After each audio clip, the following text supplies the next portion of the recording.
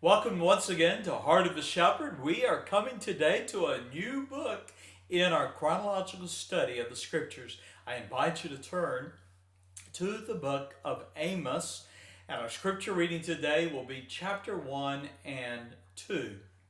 Now, we're going to give you a brief introduction of this book, the prophet himself, and then the setting.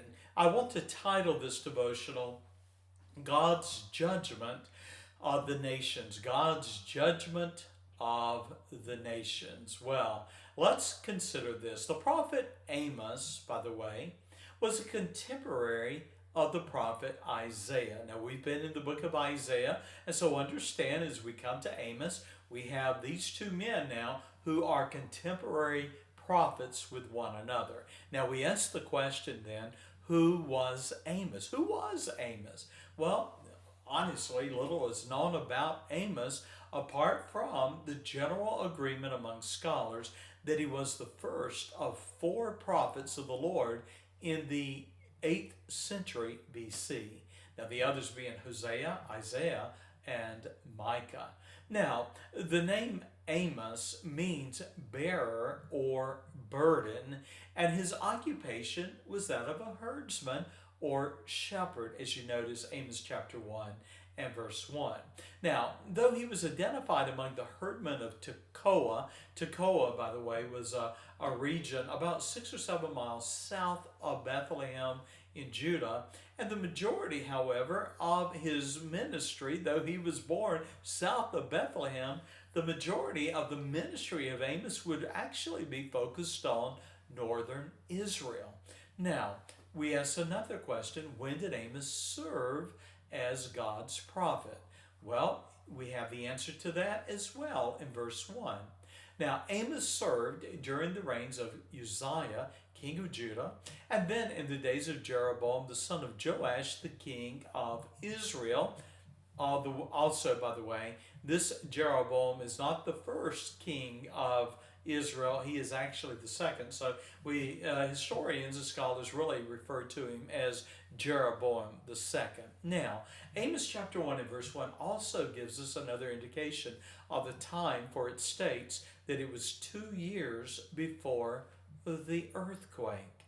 Now, regarding the earthquake, Zechariah described the devastation of an earthquake in Zechariah chapter 14 and verse 5. And historians and archaeologists agree with the scriptures on such an event. Well, borrowing the modern vocabulary of politics, the prophet Amos was an outsider when it came to prophesying in Israel. He was a layperson. And among the herdmen of Tekoa, when God called him to deliver a word of prophecy against Judah and Israel, chapter 1 and verse 1. Now, Amos had no political ties, nor did he have a priestly lineage. He lived and he worked in obscurity as an ordinary shepherd when God called him. Now, when God called Amos to prophesy, Israel and Judah were both enjoying a season of peace and prosperity. Indeed, the thought of God's displeasure and judgment was far from them. But as we come to verse 2, and as we read all the way through chapter 2 and verse 3, you will see, first of all, the focus of Amos was a prophecy against not Israel or Judah, but against 6 Gentile nations. And so before Amos addressed the sins of Judah and Israel, his first prophetic message was a warning to 6 Gentile nations that their wickedness demanded God's judgment. But with the word of the Lord upon his lips, Amos courageously delivered a series then of prophecies against 6 Gentile nations. We have in verses 3 through 5 Syria. Now it's identified as Damascus, which would have been the capital of Syria. And then Philistia, identify its principal cities of Gaza, Ashdod, Ashkelon, Gath, and Ekron, verses 6 through 8. And then there was Tyre. Tyre, verses 9 through 10, was the Phoenician people along the Mediterranean coast. And then there was Edom. Edom being the descendants of Esau, would have been on the other side of the Jordan River and of the Dead Sea itself. And then Ammon and Moab, both of these are somewhat kin. They trace their lineage all the way back to Lot, the nephew of Abraham. Now, each of the Gentile nations was charged with 4 transgressions, and the summary of God's judgment to come was given to each. Well, we'll notice first the Syrians. Now, the Assyrians were accused of cruelty toward Gilead. Now, where was Gilead? Gilead was the territory of Israel on the east side of the Jordan River. You might remember that it had been divided among the half tribe of Manasseh, Gad, and Reuben. Now, Assyria was warned that the Lord would send a fire destroying the house of Hazael and its palaces, cities, and people. The second nation we notice that is the focus of Amos's cry of judgment was the Philistines, and they were guilty of invading Judah, chapter 2 Chronicles 21 and verse 16, by the way, and selling the Hebrew captives to the Edomites. Their palaces and cities also would be destroyed by fire. And then we come to the Phoenicians, identified as Tyrus, verses 9 through 10, and they were friends of Israel from the time of David. And yet they too were guilty of violating their long-standing brotherly covenant with Israel and Judah between the nations, for they had purchased Israelites and sold them to Edom. So we have Edom coming to the forefront as being the purchasers or the masters of these enslaved Israelites. Well, they would also be judged by fire, according to verse 10, that would devour the palaces. Then we come to the Edomites. They were descendants of Esau, Jacob's brother. Now, they were guilty of hating their kinsmen. After all, they were sons of Isaac, and persecuting the Israelites, verse 11.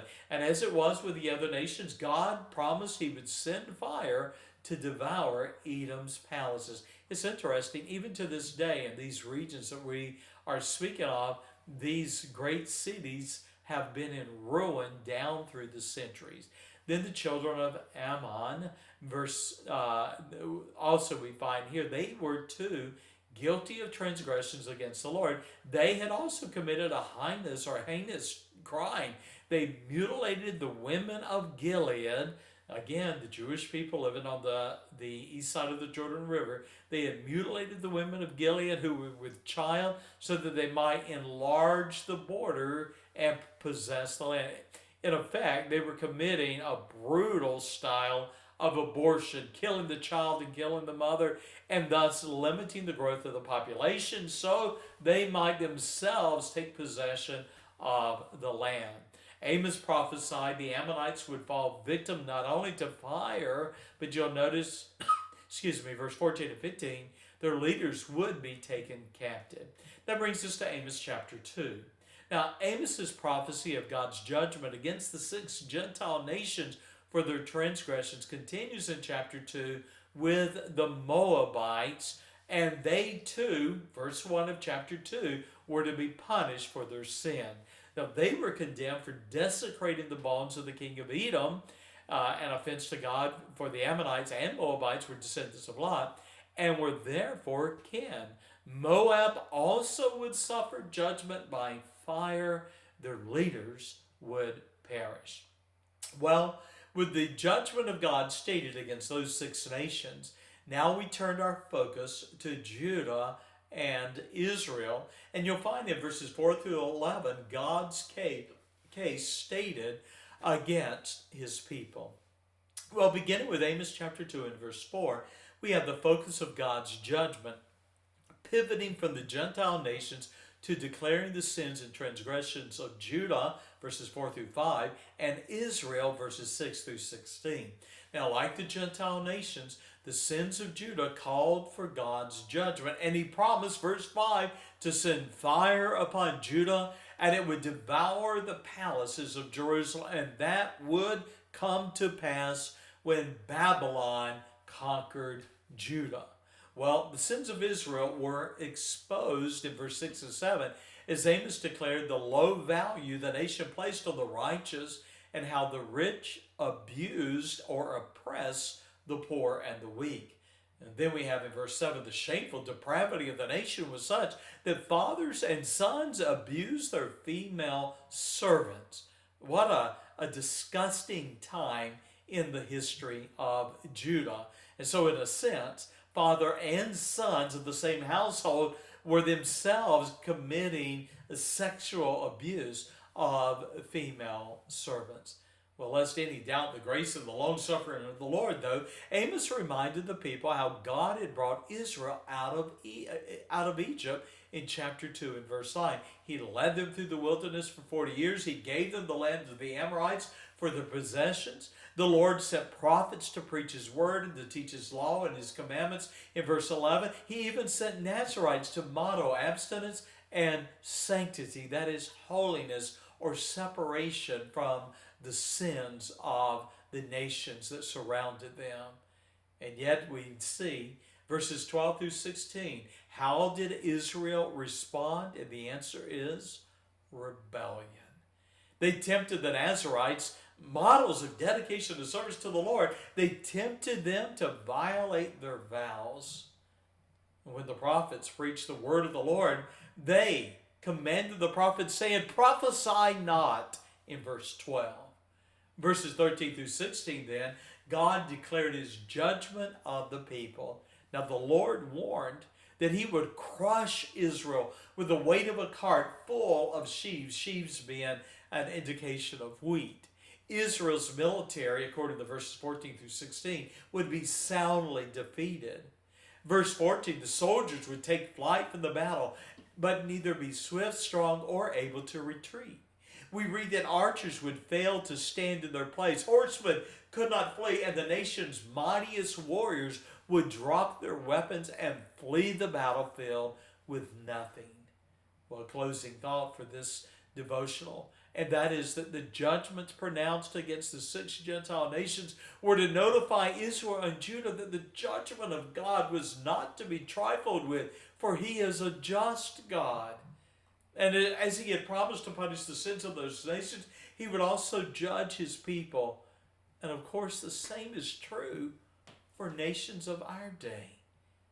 What Paul writes to the Galatians in chapter 6 and verse 7 through 8 is still true today. To be not deceived, that God is not mocked, for whatsoever a man soweth, that shall he also reap. For he that soweth to his flesh shall of the flesh reap corruption. He that soweth to the Spirit shall of the Spirit reap life everlasting. That is a principle that is universal.